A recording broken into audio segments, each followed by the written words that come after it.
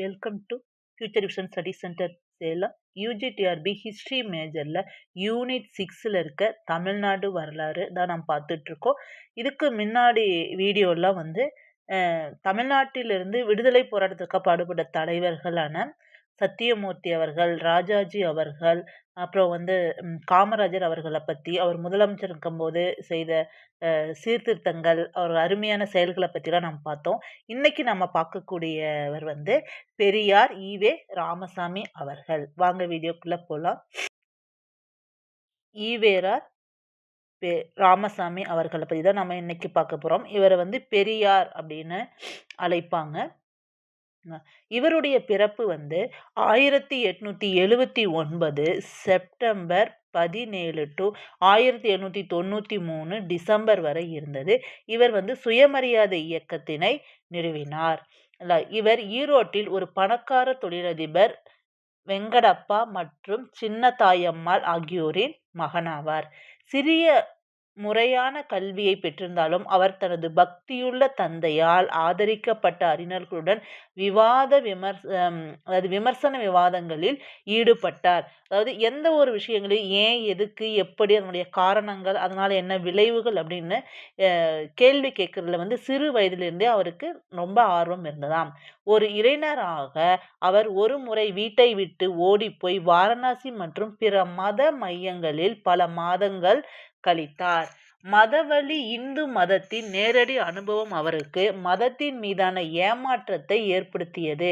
அதாவது இதிலிருந்து அவர் வந்து மதத்தின் மீது அவருக்கு இருந்த நம்பிக்கை போனது. அவர் திரும்பியதும் சில ஆண்டுகள் தனது குடும்ப தொழிலை கவனித்து கொண்டார்.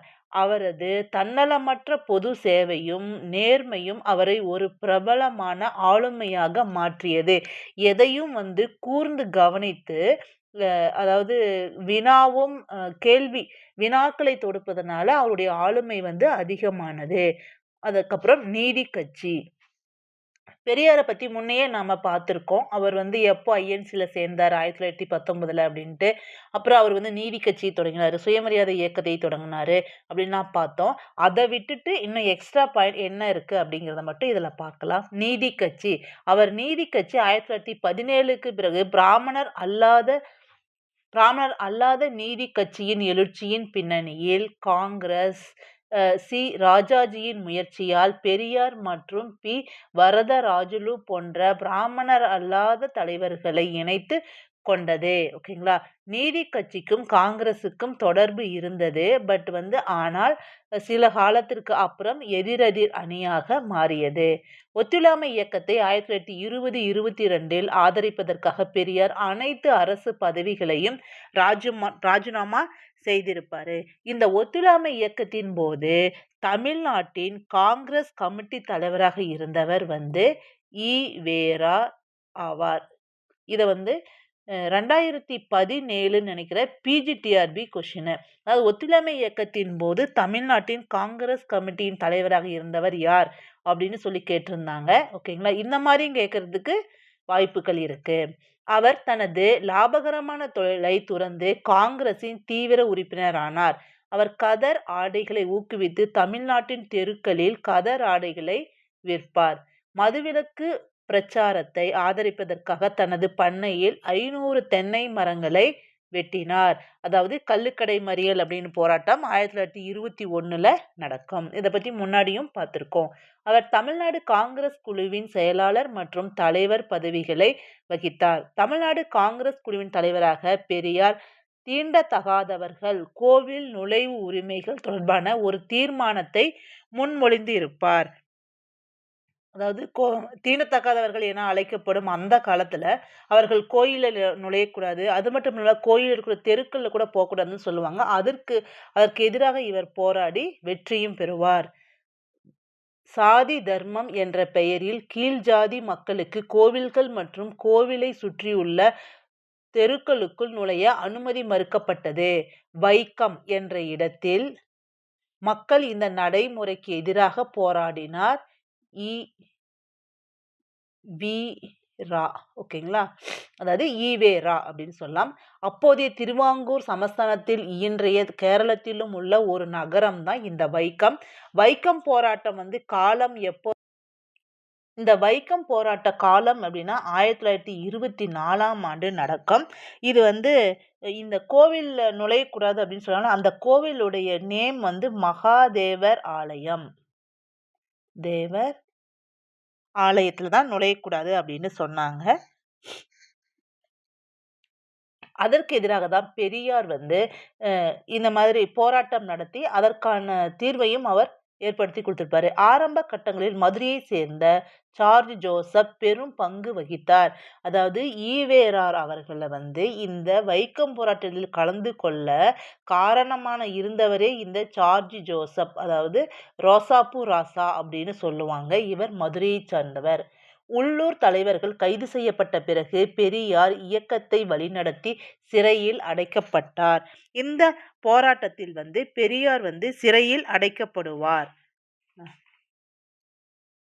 மக்கள் அவரை வைக்கம் வீரர் அல்லது வைக்கம் நாயகன் என போற்றினார்கள். சில காலங்களுக்கு பிறகு இந்த தாழ்த்தப்பட்ட மக்கள் வந்து அதாவது தீரத்தகாதவர்கள் சொன்னாங்க இல்லையா, அவங்கள வந்து அந்த தெருக்களை நுழையவும் வந்து கோவிலுக்குள் நுழையவும் உரிமை ஈவேராருடைய முயற்சியால் வழங்கப்பட்டது. இதற்கிடையில் தமிழ்நாடு காங்கிரஸ் குழுவின் நிதி உதவியுடன் வி சுப்பிரமணியம், அதாவது காங்கிரஸ் தலைவர் நடத்திய சேரமான் தேவி குருகுல பள்ளி சாப்பாடு அறையில் ஜாதி அடிப்படையிலான பாகுபாடுகளால் அவர் கலக்கம் அடைந்தார். ஈவேரார் வந்து கலக்கம் அடைவார். அதாவது இந்த மாநாடு எங்க நடக்கும்னா காஞ்சிபுரத்துல நடக்கும். இது வந்து வி சுப்பிரமணியம் அவர்கள் வந்து நடத்துவாங்க. என்ன வருஷம்னா 1925 நவம்பர் நடத்துவாங்க. இதை பத்தி முன்னையே சொல்லியிருக்கோம். இந்த மாநாட்டிற்கு தலைமை தாங்கியவர் வந்து திரு வி கல்யாண சுந்தரம் அவர்கள். இந்த பாகுபாட்டிற்கு எதிராக தமது ஆட்சேபனைகள் மற்றும் எதிர்ப்புகள் இருந்த போதிலும் குருகுலத்தில் நடந்த அநீதியான நடைமுறையை காங்கிரஸ் தொடர்ந்து ஆதரித்த போது பெரியார் ஏமாற்றம் அடைந்தார். உடனே அவர் காங்கிரஸிலிருந்து வெளியேறி சுயமரியாதை இயக்கத்தை தொடங்கியிருப்பாரு. பிராமணர் அல்லாதோருக்கான சட்டமன்ற குழு போன்ற பிரதிநிதித்துவ அமைப்புகளில் இடஒதுக்கீடு அறிமுகப்படுத்துவதில் பெரியார் மிகுந்த ஆர்வம் கொண்டிருந்தார். அதாவது பூனாவில், அதாவது பம்பாயில் வந்து எப்படி அம்பேத்கரோ அதே மாதிரி தென்னிந்தியாவில் பெரியார் வந்து அதாவது சிறுபான்மையின மக்களுக்கு வந்து இடஒதுக்கீடு தரணும் அப்படிங்கிறத கேட்டுக்குவாரு. 1925ஆம் ஆண்டு காஞ்சிபுரம் தமிழ்நாடு காங்கிரஸ் கமிட்டியின் வருடாந்திர மாநாட்டில் இந்த தீர்மானத்தை நிறைவேற்ற அவர் விரும்பினார். ஆனால் அது பயனளிக்கவில்லை. இந்த கவலைகளை காங்கிரஸ் நிவர்த்தி செய்ய தவறியதால் 1925ஆம் ஆண்டு அவர் காங்கிரஸிலிருந்து விலகினார். அவரது ஏமாற்றத்தை தொடர்ந்து பெரியார் 1925இல் சுயமரியாதை இயக்கத்தை தொடங்கினார். ஓகேங்களா, சுயமரியாதை இயக்கத்தை தொடங்கினார். பகுத்தறிவு சிந்தனையை பரப்புவதில் வெகுஜன தொடர்புகளில் பொருத்தத்தை பெரியார் புரிந்து கொண்டார். அதாவது வெகுஜன தொடர்புகள் வந்து இருந்ததை அவரு பெரியார் புரிஞ்சுப்பாரு, அதனை புரிஞ்சுக்கிட்டாரு.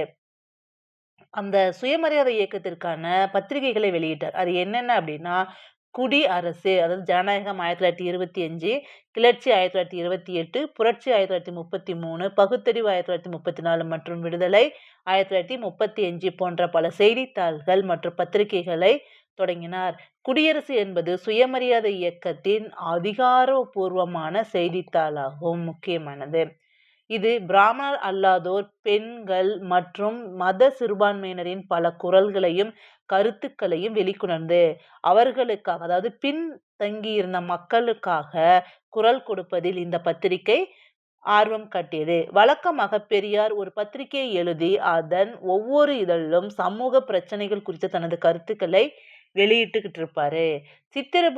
புத்திரன் என்ற புனைப்பெயரில் அவர் அடிக்கடி பத்திகளை எழுதினார். அதாவது இப்படி கூட ஒரு கொஸ்டின் கேட்கலாம். சித்திரபுத்தன் என்ற புனைப்பெயரில் பத்திரிகைகளை, அதாவது செய்திகளை வெளியிட்டவர், எழுதியவர் யாரு அப்படின்னா ஈவே ராமசாமி அவர்கள். தனி திராவிட நாடு கோரிக்கையை தவிர திராவிட கழகம் ஜாதியற்ற சமூகத்தை நிறுவவும் மத சடங்குகள், மரபுகள் மற்றும் மூட நம்பிக்கைகளை கண்டிக்கவும் விரும்பியது. திராவிடர் கழகம் பல கிராமப்புற மற்றும் நகர்ப்புற மக்களிடையே, குறிப்பாக மாணவர்களிடையே மிகுந்த பிரபலம் அடைந்ததாக அது இருந்தது. பல பிராமணர் அல்லாத தலைவர்களும் மாணவர்களும் தமிழ் அடையாளத்தை பிரதிபலிக்கும் வகையில் தங்கள் பெயர்களை மாற்றிக்கொண்டனர். அவற்றில் ஒருத்தர் தான் மறைமலையடிகள் இருப்பாரு. ராஜாஜி அரசாங்கம் இந்தியை கட்டாய பாடமாக திணிக்கும் முடிவை வட இந்திய ஏகாதிபத்தியத்தை நிறுவுவதற்கும் தமிழ் கலாச்சாரத்தையும் அளிப்பதற்கும் ஒரு நடவடிக்கையாக பெரியார் ஈ.வி. ராமசாமி அவர்கள் கருதினார்கள். அதனால தான் இந்திய எதிர்ப்பு போராட்டம் நடைபெறும் தீவிரமாக 1938. மேலும் இந்தி திணிப்பு என்பது ஆரியர்களின் மேலாதிக்கத்தை உறுதிப்படுத்துவதற்காக திராவிடர்களை அடக்குவதற்காக ஒரு திட்டமிட்ட முயற்சி என பெரியார் கருதினார். இந்த இந்திய எதிர்ப்பு போராட்டத்தில் அதாவது முதன்மை நடத்தியவர்கள் பெரியார் மற்றும் அண்ணாதுரை அவர்கள். இவங்க 2 பேரும் தான். ஓகேங்களா. சென்னை மாகாணம் மிகப்பெரிய இந்திய எதிர்ப்பு போராட்டங்களை கண்டுள்ளது. மேலும் பெரியார் மாகாண அரசாங்கத்தால் சிறையிலும் அடைக்கப்பட்டார். அப்போதுதான் அவர் திராவிட கட்சியினுடைய தலைவரா தேர்ந்தெடுக்கப்படுவார். அது என்னன்னு பின்னாடி பார்க்கலாம், எந்த கட்சியில தேர்ந்தெடுக்கப்படுவார் அப்படின்ட்டு. 15 ஆண்டுகளில் அவர் 23 முறை சிறைக்கு சென்று சிறை பறவை என்ற புனைப்பெயரை பெற்றார் என்பது குறிப்பிடத்தக்கது. சிறை பறவை என்ற புனைப்பெயரை பெற்றவர் ஈ.வே. ராமசாமி அவர்கள்.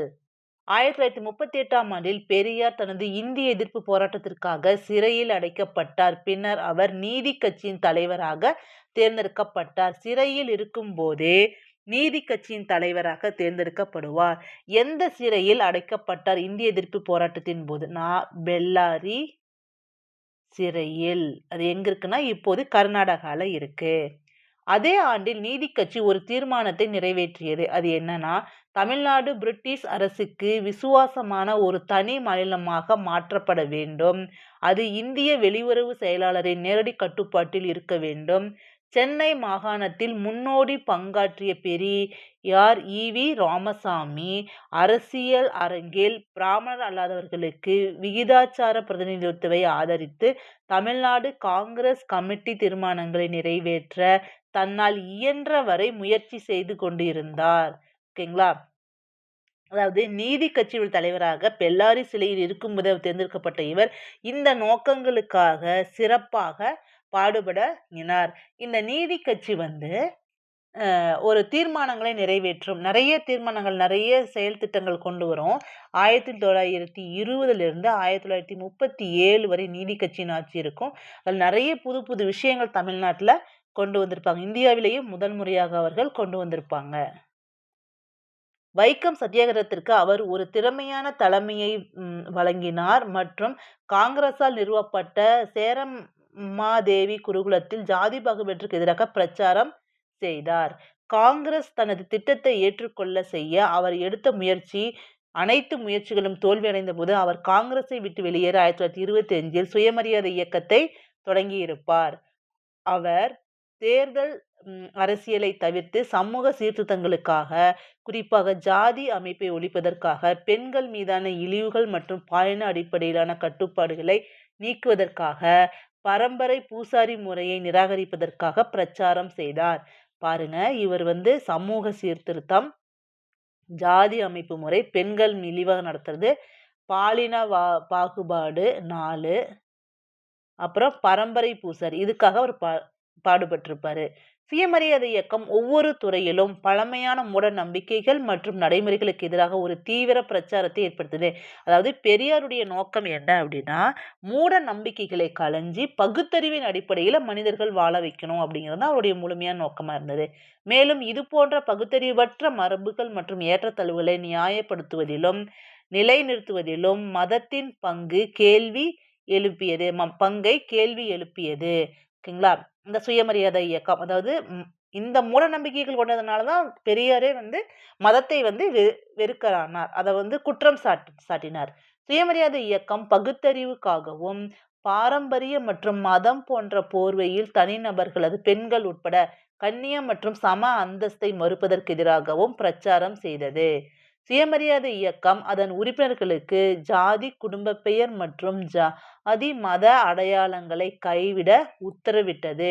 அதாவது சுயமரியாதை இயக்கத்தில் இருக்கவர்கள் குடும்ப ஜாதி பெயர்கள் மற்றும் ஜாதி மத அடையாளங்களை கைவிற்றணும். அது சுயமரியாதை திருமணங்களையும் அறிமுகப்படுத்தியது.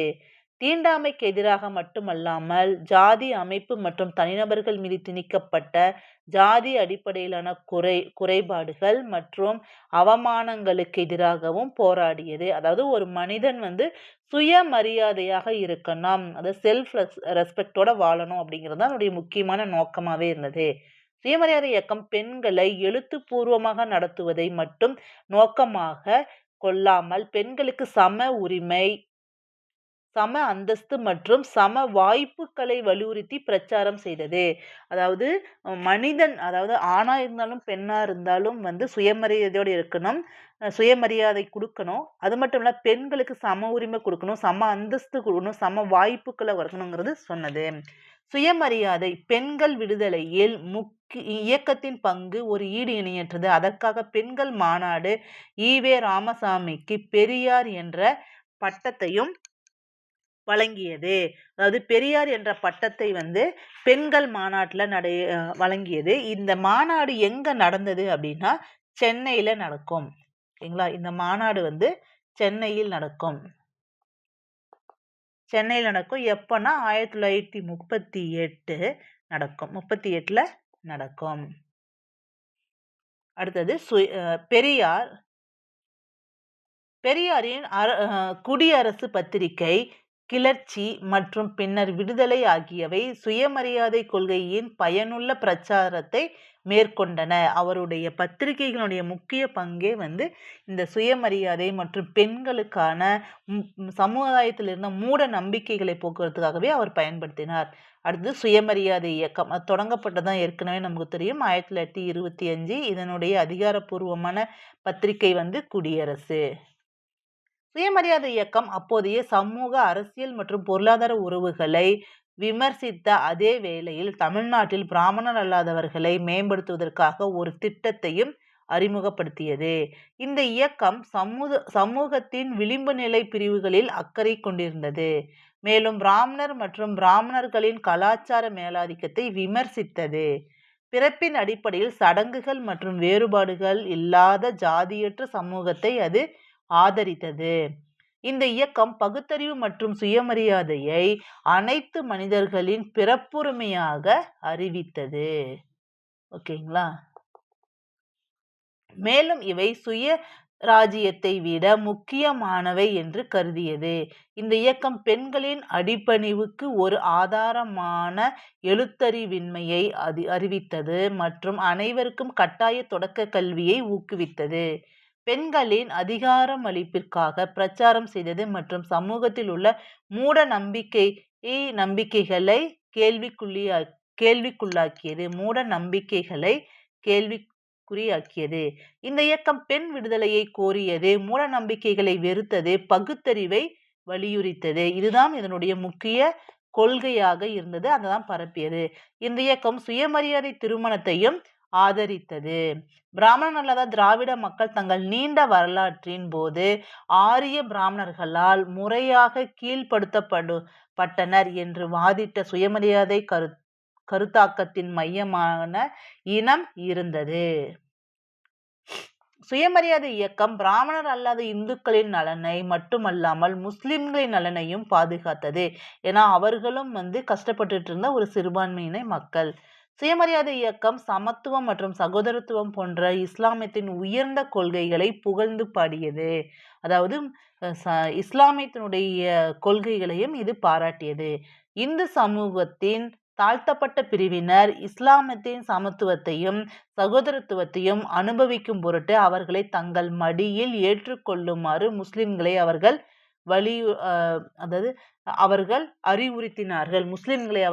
அறிவுறுத்தினார்கள். முஸ்லிம் உயரடுக்கு தமிழ் முஸ்லிம்களை திராவிடர்களாக கருதியது. இருப்பினும் முஸ்லிம் பெண்கள் பர்தா அணிவது போன்ற சில பழக்க வழக்கங்களை தாக்க பெரியார் தயங்கவில்லை. அதாவது முஸ்லிம்கள் இந்த சிறுபான்மையினர்களுக்கும் பெரியார் இந்த சுயமரியாதை இயக்கம் அவர்களுக்கு பக்கபலமாக இருந்தது. அது மட்டும் இல்லாமல் அவர்களிடம் இருந்த அவர்களிடம் இருந்த பெண்களிடம் காணப்பட்ட ஒரு பழக்கத்தையும் ஒழிக்க குரல் எழுப்பியது. இருப்பினும் முஸ்லிம் பெண்கள் பர்தா அணிவது போன்ற சில பழக்க வழக்கங்களை தாக்க பெரியார் தயங்கவில்லை. இஸ்லாமிய சமூகத்தில் சீர்திருத்தங்களை தொடங்கிய துருக்கியின் முஸ்தபா கமல் பாஷா மற்றும் ஆப்கானிஸ்தானின் அமாதுல்லா ஆகியோரை திராவிட முஸ்லிம்கள் பின்பற்ற வேண்டும் என அவர் விரும்பினார். அதாவது முன்னேற்றமான பகுத்தறிவோடு இருக்கிற எந்த ஒரு இயக்கத்தையும் பெரியார் அவர்கள் ஆதரித்தார் அப்படிங்கிறது இதன் மூலம் நமக்கு தெரியுது. 1929ஆம் ஆண்டு செங்கல்பட்டில் முதல் சுயமரியாதை மாநாடு நடைபெற்றது. அதான் முதல் சுயமரியாதை மாநாடு நடைபெற்றது. எப்போ அப்படின்னா செங்கல்பட்டுல. இதுக்கு தலைமை தாங்கியவர் சவுந்தர பாண்டியன் அவர்கள்.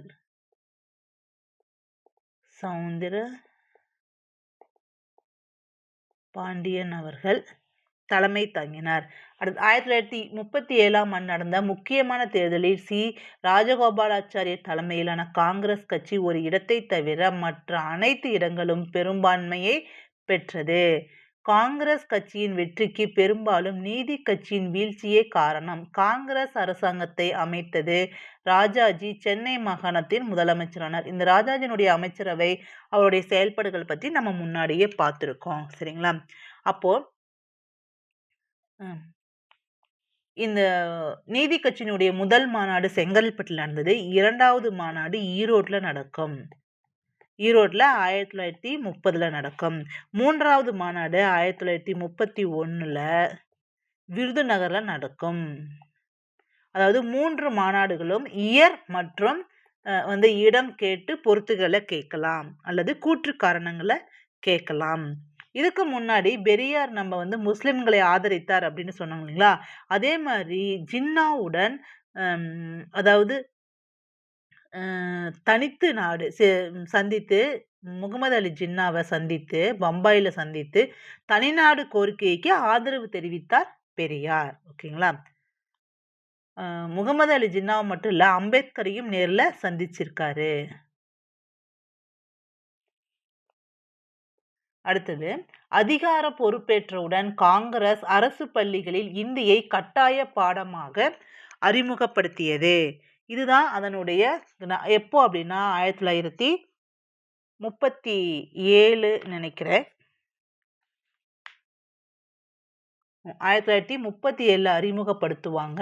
1938 இந்திய எதிர்ப்பு போராட்டங்கள் நிறைய நடைபெறும். பெரியார் இந்திய எதிர்ப்பு போராட்டத்தை தொடங்கினார். பெரியார் மட்டும் இல்ல, அண்ணாதுரை அவர்களும் தொடங்குவாரு. அவர் கூட இருப்பாரு. பெரியார் ஏற்பாடு செய்த போராட்டங்களில் ஏராளமான மாணவர்கள் பங்கேற்றார்கள்.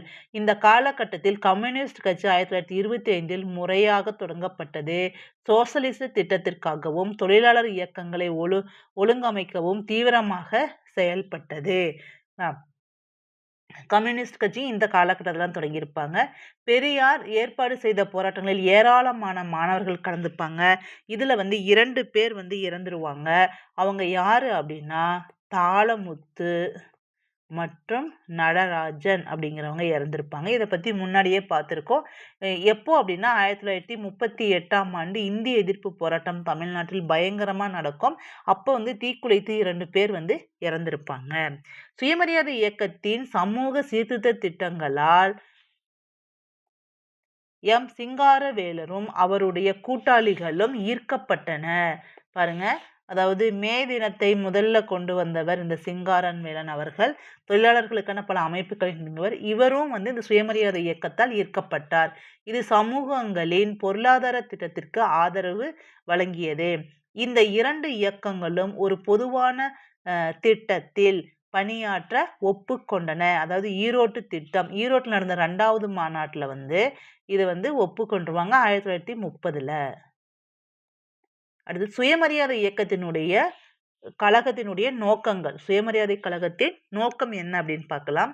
திராவிட சமூகத்தை உண்மையிலேயே பகுத்தறிவு உடையதாக மாற்ற சீர்திருத்தம் செய்தல். இது 1. அடுத்தது, பண்டைய தமிழ் நாகரிகத்தின் உண்மையை திராவிடர்களுக்கு கற்பித்தல். நம்மளுடைய பழமையான பெருமையான விஷயங்களை மக்களுக்கு கற்றுக் கொடுக்கிறது. ஆரிய கலாச்சாரத்தின் ஆதிக்கத்திலிருந்து திராவிட சமூகத்தை காப்பாற்றுவது. அதாவது ஆரியர்களிடமிருந்து தனித்திருப்பது.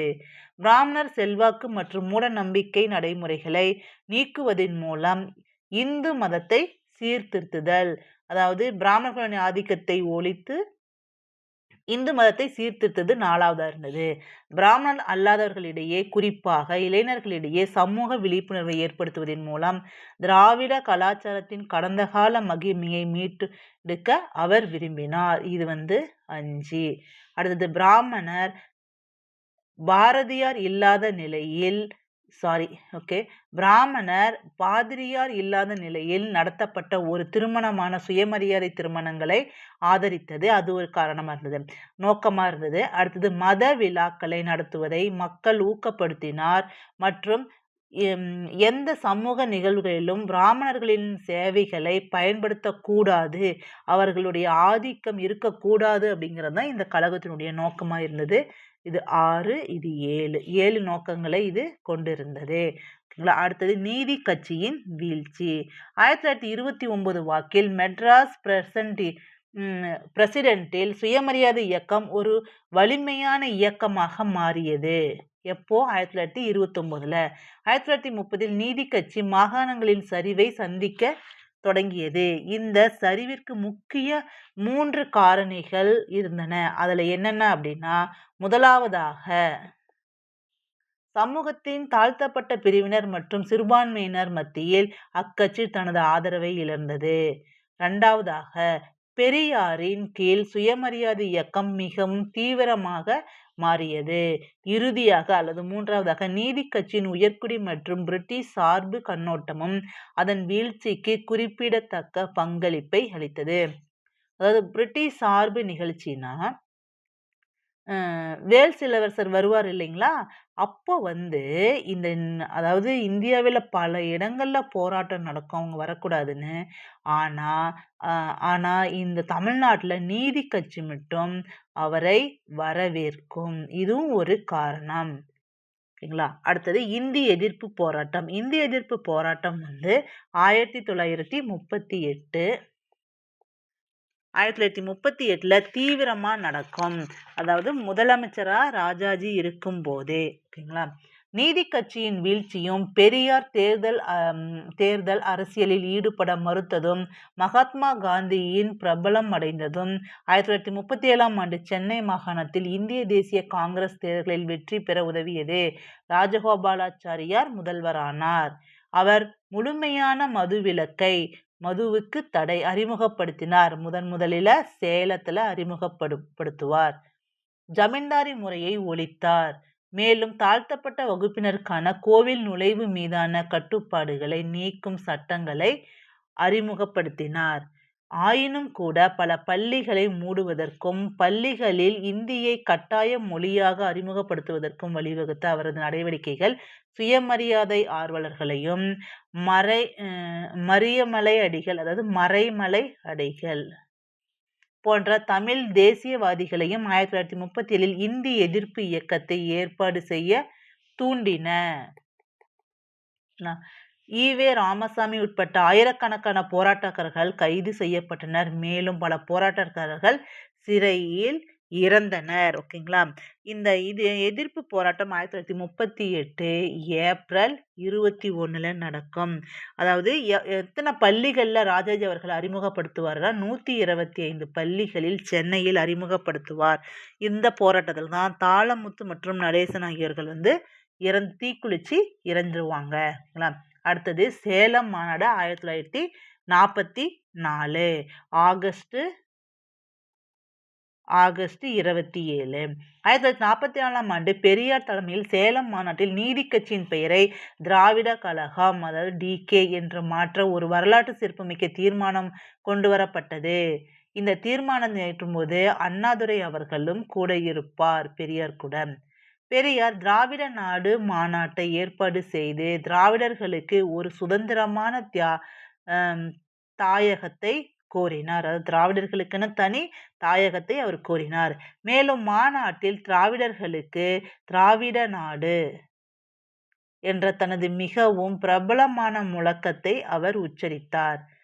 தனி திராவிட நாடு கோரிக்கையை தவிர திராவிடர் கழகம் ஜாதியற்ற சமுதாயத்தை நிறுவ விரும்பியது.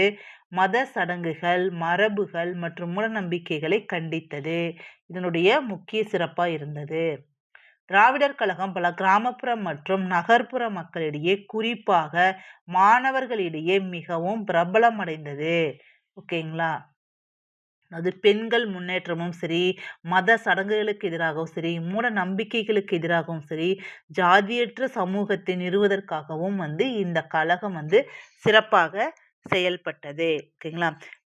இதுக்கு அப்புறம் நம்ம பார்க்கக்கூடியது முதல்வர்கள். அதாவது தமிழ்நாட்டை ஆட்சி செய்த முதல்வர்கள் பத்தி பார்க்க போறோம். அதற்கு முன்னாடி இப்ப நம்ம பார்த்தோம் இல்லைங்களா? அதாவது ஈ.வே.ரா. பெரியார் அவர்களுடைய சுயமரியாதை இயக்கம், இந்திய எதிர்ப்பு போராட்டம், சேலம் மாநாடு இத பத்தி ஒரு ரீகால் பார்த்துடலாம் வாங்க.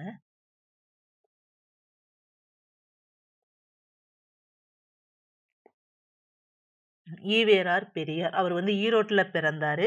அவர் எதுலயுமே கேள்வி கேட்கும் ஒரு ஆர்வத்தை கொண்டிருப்பார். அதனால தான் அவர் ஒரு பிரபலமான ஆளுமையாக மாற்றியது அத. நீதி கட்சி 1917ல நீதி கட்சி அதாவது தென்னிந்திய மக்களுக்காக, அதாவது பிராமணர் இல்லாத மக்களுடைய உரிமைகளுக்காக தொடங்கப்பட்டதான் நீதி கட்சி 1917ல. இதுல முக்கியமான பங்கு இவங்க பெரியார், பி. வரதராஜுலு இவங்கெல்லாம் இருப்பாங்க. ராஜாஜி இவங்கெல்லாம் இருப்பாங்க. ஒத்துழையாமை இயக்கத்துல ஆதரவிற்க பெரியார் அனைத்து அரசு பதவிகளையும் ராஜினாமா செஞ்சுட்டு, அதாவது கள்ளுக்கடை மறியல், வைக்கம் போராட்டம் இதுல எல்லாத்துலயும் முக்கியமான பங்கு வகிப்பார். முக்கியமா தாழ்த்தப்பட்ட மக்களுக்காக இவர் அதிகமா பாடுபட்டிருப்பாரு. அதாவது அதிகமா தன்னுடைய அதாவது தன்னுடைய வாழ்க்கையில ரொம்ப நாள அதற்காக செலவிட்டு அவருடைய உரிமைக்காக வாங்கி கொடுத்திருப்பாரு. இத அதாவது தாழ்த்தப்பட்டவர்களுக்கு எதிராக சேரமான் தேவி அப்படிங்கிற இடத்துல நடந்த காஞ்சிபுரத்தில் நடந்த இந்த அதாவது சமபந்தி முறையில வேறுபாடு இருந்தனால தான் காங்கிரஸ் கட்சியிலிருந்து பிரிஞ்ச இவர் 1925ஆம் ஆண்டு அதாவது சுயமரியாதை இயக்கத்தை தொடங்குவாரு. தன்னுடைய சுயமரியாதை இயக்கத்தை பரப்புவதற்காக குடியரசு என அதிகாரப்பூர்வ நாளிதழ அவர் வெளியிடுவார். அது மட்டுமல்லாமல் கிளர்ச்சி, புரட்சி, பகுத்தறிவு, விடுதலை போன்ற செய்தித்தாள்களையும் வெளியிடுவார். அது மட்டும் இல்லாம சித்திரபுத்திரன் என்ற பெயரில் பல பத்திகளையும் எழுதி வெளியிடுவாரு. அதுக்கப்புறம் இந்தி திணிப்பு போராட்டத்திலையும் இவர் அதிகமா கலந்துக்குவாரு. திணிப்பு போராட்டத்துல கலந்துக்குவாரு. அதற்காக மக்களிடையே விழிப்புணர்வும் ஏற்படுத்துவதிலும் இவர் ரொம்ப முக்கிய பங்கு வகிப்பார். சுயமரியாதை இயக்கம் 1925ல இருக்கும். அதனுடைய நோக்கங்கள், அதன் மூலமா மக்கள் என்னென்ன அந்த மக்களிடையே கொண்டு சென்றது அந்த இயக்கம். அப்புறம் அதனுடைய முக்கியமா பெண் விடுதலை, அதுக்கப்புறம் பகுத்தறிவை வளர்த்தது. அதாவது ஒவ்வொரு மனிதனும் சுயமரியாதையோடு இருக்கணும். மூட நம்பிக்கைகள் களையணும். அதாவது பகுத்தறிவோடு செயல்படணும் எந்த ஒரு விஷயத்திலும் அப்படிங்கிறது இந்த இயக்கத்தோட முக்கிய நோக்கமாக இருக்கும். அதனுடைய நோக்கங்கள் பத்தி சொல்லியிருக்கோம். ஒரு 7 சொல்லியிருக்கோம். இத கூற்று காரணங்கள கேட்கலாம். அல்லது எது சரி, எது தவறுங்கிறதுல கேட்கலாம். அடுத்தது நீதி கட்சியின் வீழ்ச்சி எப்ப நடக்கும்னா 1937ல நடக்கும். 27லயே ஒரு அதாவது நீதி கட்சி ரொம்ப நல்லா இருக்கும். 1920ல இருந்து 37 வரைக்கும் நல்லா தான் செயல்படும். அதுக்கப்புறம் தான் நீதி கட்சி 1930ல இருந்து மாகாணத்துல சரிவு சந்திக்கும். அடுத்தது இந்திய எதிர்ப்பு போராட்டம் 1938ல நடக்கும். 37ல தான் ராஜாஜி அவர்கள் இந்த அதாவது 3வது மொழியா இந்திய கொண்டு வரணும் அப்படிங்கிறது ஒரு 125 பள்ளியில சென்னையில கொண்டு வரணும்னு முடிவு பண்ணுவாரு. அதை எதிர்த்து தான் பல போராட்டங்கள் நடக்கும். அந்த போராட்டத்துல தாளமுத்து மற்றும் நடராஜன் அவர்கள் இறந்துருவாங்க. இந்த இந்திய எதிர்ப்பு போராட்டத்துக்கு முக்கிய தலைவர்களா இருந்த பெரியார் மற்றும் அண்ணாதுரை அவர்கள் இருப்பாங்க. அதுக்கப்புறம் சேலம் மாநாடு 1944ல நடக்கும். இதுல அதாவது நீதி கட்சியின் பெயரை திராவிட கழகம் அப்படின்னு பெரியார் அவர்கள் தீர்மானத்தை கொண்டு வருவாங்க. அதை முன்மொழிந்தவர் அண்ணாதுரை அவர்கள் முன்மொழிவாங்க. அடுத்தது இப்ப தமிழ்நாட்டினுடைய முதல்வர்கள் யார் யாரு என்னென்ன வருஷம் இருந்தாங்க அப்படிங்கிறத பார்க்கலாம். அடுத்தது சுப்புராயலு ரெட்டியார் அவர்கள் 1920 to 21 நீதி கட்சி சார்பில் இருப்பாங்க. சுப்புராயலு அதாவது தமிழ்நாட்டின் முதலமைச்சர் சுப்புராயலு ரெட்டியார் 1920-21. அடுத்து பனகல் ராஜா இவர் சேலத்தை சேர்ந்தவர் 21 to 26. B Subbarayan 1926 to 1930. இந்த சுப்புராயலும் ரெட்டியாரும் சுப்பராயனும் வெவ்வேறுத்தவங்க தான், ஒரே ஆள் இல்ல. P Munusamy Naidu 1930 to 32. அடுத்தது பொப்பிலி ராஜா 1932 to 37. பி.டி. ராஜன் 1936 இருப்பாரு. கே.வி. ரெட்டி நாயுடு 1937. அடுத்தது இது வரைக்கும் நீதி கட்சியினுடைய ஆட்சி இருக்கும், இந்த சுப்பராயன் மட்டும் சுயேட்சையா இருப்பாரு, சுயேட்சை வேட்பாளரா இருப்பாரு. ஓகேங்களா. அடுத்தது ராஜாஜி அவர்கள் 1937 to 39 வரைக்கும் இருப்பாங்க. 1939 அக்டோபர் 29 முதல் ஏப்ரல் 30 வரை தமிழ்நாடு ஆளுநர் ஆட்சியின் கீழ் இருக்கும். அது மட்டும் இல்லாமல் 1946 ஆளுநர் ஆட்சியின் கீழ் இருக்கும்.